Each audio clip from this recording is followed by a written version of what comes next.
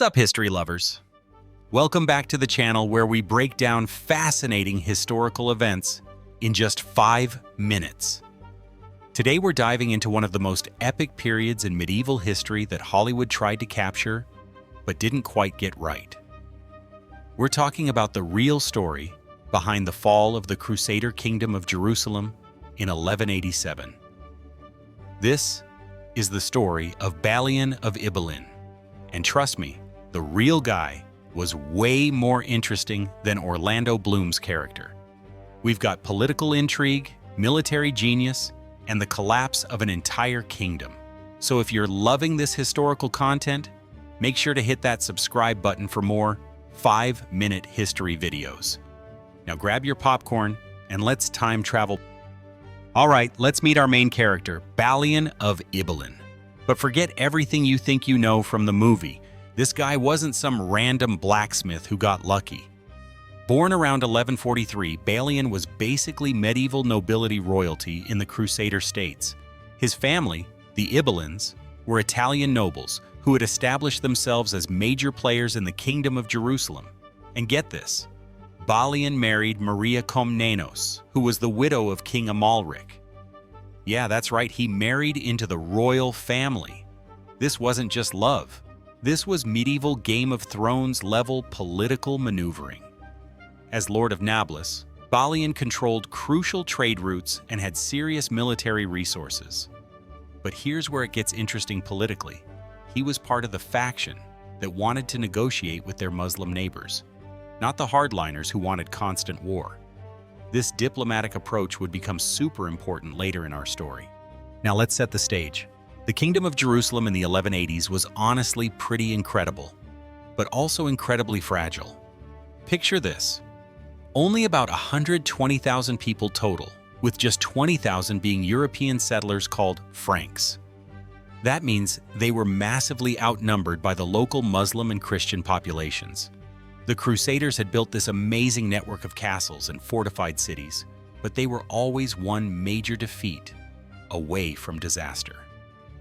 King Baldwin IV, known as the Leper King, had been holding things together despite his illness. But when he died in 1185, everything started falling apart. Meanwhile, across the border, Saladin, whose real name was Salah ad-Din Yusuf ibn Ayyub, was playing 4D chess. This guy systematically united all the Muslim territories around the Crusader states. From Egypt to Damascus, he controlled a massive empire and was ready to make his move against the Franks. And that brings us to July 4th, 1187, the Battle of Hattin. Guys, this wasn't just any battle. This was literally the end of an era. King Guy de Lusignan had mobilized everything. About 15,000 men, including 200 heavy knights, which was basically the entire military elite of the Crusader states. But here's where things went horribly wrong.